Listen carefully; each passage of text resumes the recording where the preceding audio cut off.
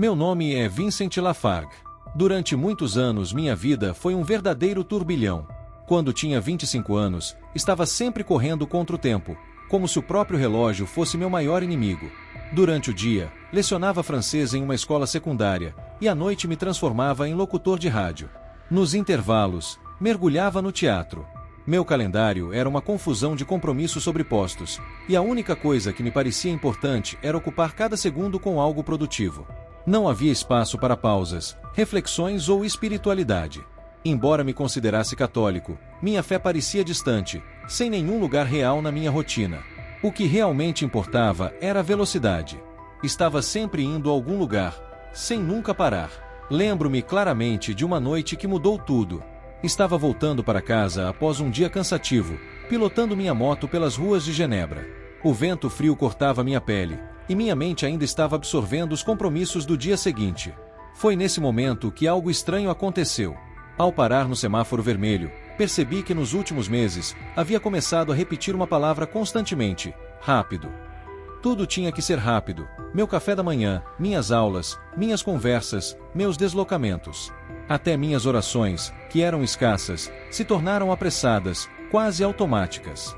Sem pensar muito, fiz algo que nunca havia feito antes. Desafiei Deus, sussurrando dentro do meu capacete: se você realmente existe, faça-me parar. O silêncio que se seguiu foi diferente de tudo o que eu já havia experimentado. Era um silêncio que parecia ter vida, como se algo ou alguém estivesse ouvindo. Então ouvi uma voz. Não era minha consciência, nem um pensamento aleatório. Era algo externo, mas ao mesmo tempo muito próximo, suave e firme, cheia de uma paciência imensa. Você realmente entende o que está pedindo? Perguntou a voz. Meu coração pulou no peito e uma sensação estranha percorreu minha espinha. Olhei ao redor, esperando ver alguém ao meu lado, mas estava sozinho. O semáforo ainda estava vermelho, o motor da moto rugia suavemente e as luzes da cidade piscavam ao longe. Engoli em seco, questionando se eu realmente entendia o que havia pedido. Queria parar, mas até onde isso iria? Com um nó na garganta, respondi quase sem querer: sim. O semáforo ficou verde, acelerei e segui em frente. Não sabia que aquelas seriam as últimas palavras que eu pronunciaria antes do impacto.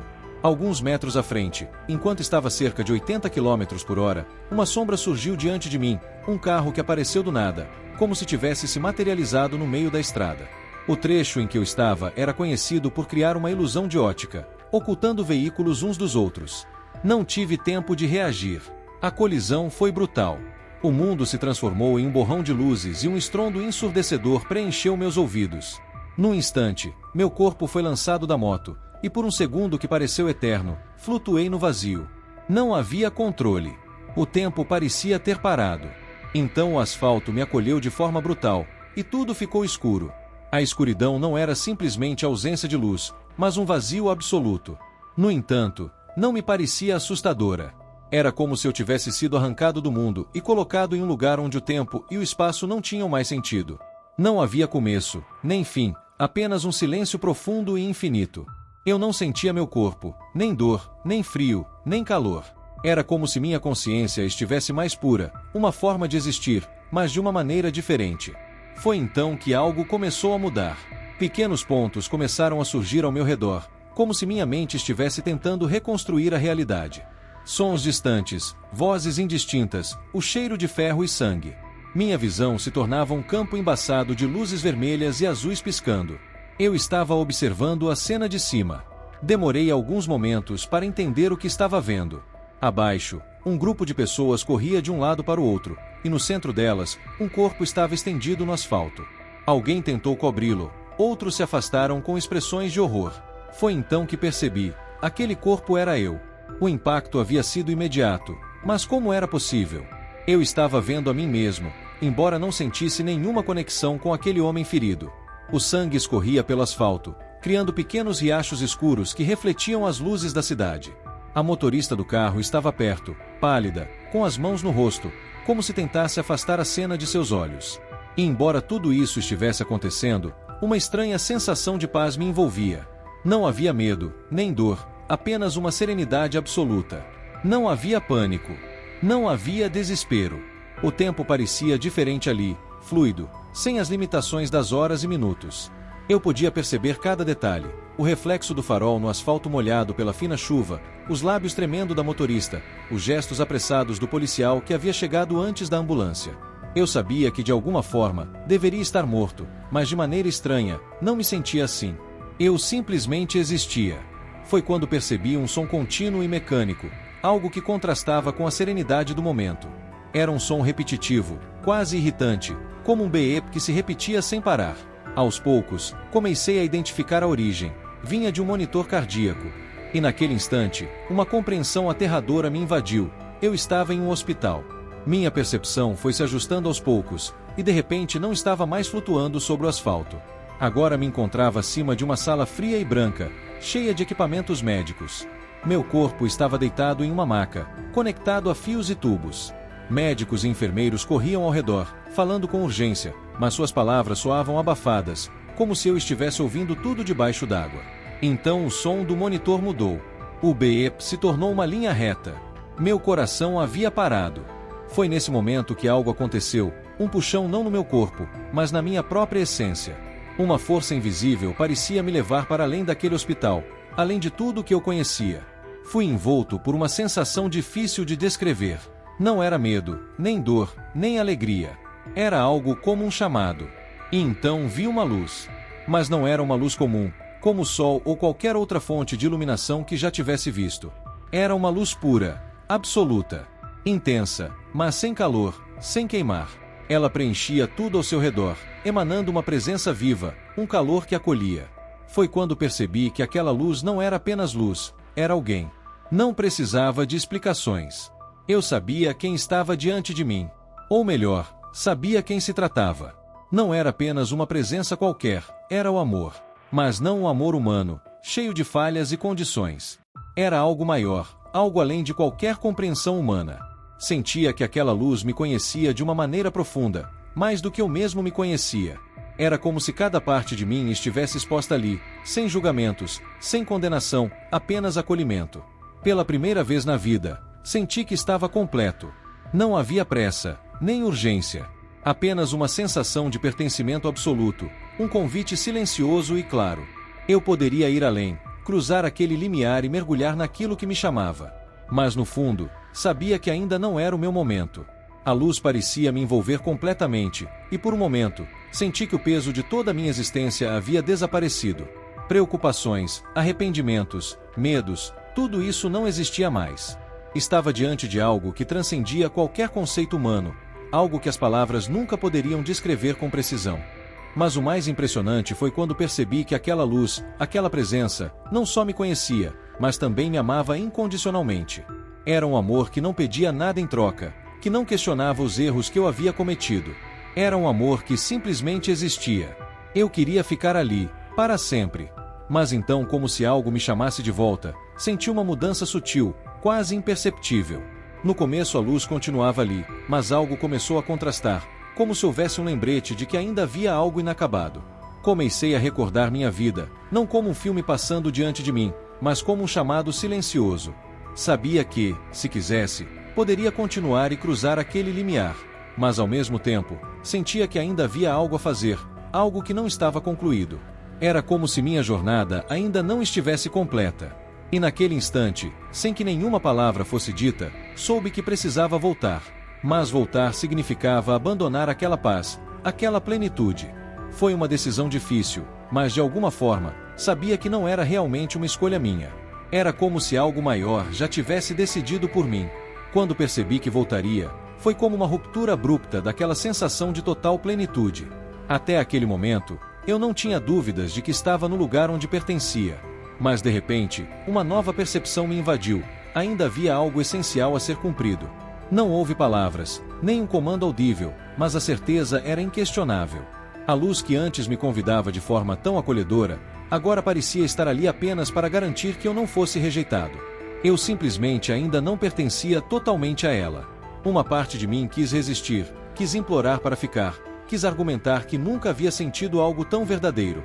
Mas o amor daquela presença era tão imenso que não havia necessidade de discussão. Não havia negociação. Ele simplesmente existia. Eu sabia, de alguma maneira, que estava voltando, mas não compreendia completamente o que estava acontecendo. Foi nesse momento que senti uma força invisível me puxando para trás, como se uma corrente me arrastasse de volta. A leveza que me envolvia até então começou a se dissipar, e uma nova sensação tomou conta de mim: o peso da realidade física, a pressão do tempo, da matéria, da dor. Era como se estivesse sendo sugado de volta para um espaço apertado, desconfortável, como se estivesse retornando para um lugar que não se encaixava mais em mim. Tentei resistir, mas não havia como. Meu espírito estava se reunindo ao corpo, e à medida que isso acontecia, senti algo que até então não fazia parte daquele estado: a dor. Era uma dor insuportável, aguda, como se cada nervo do meu corpo estivesse sendo reativado ao mesmo tempo. O silêncio profundo foi quebrado por vozes agitadas, barulhos de máquinas, e um som que eu jamais esqueceria: o grito de um médico dizendo "ele voltou". Meus olhos se abriram, mas tudo o que consegui ver eram luzes borradas e sombras em movimento. Minha respiração era descompassada, e minha garganta parecia queimada. Eu havia voltado, mas não era mais o mesmo. O retorno foi brutal. A paz que eu experimentei se desfez em um instante, sendo substituída por um peso esmagador. Meu corpo parecia agora uma prisão, rígida e apertada, cheia de limitações.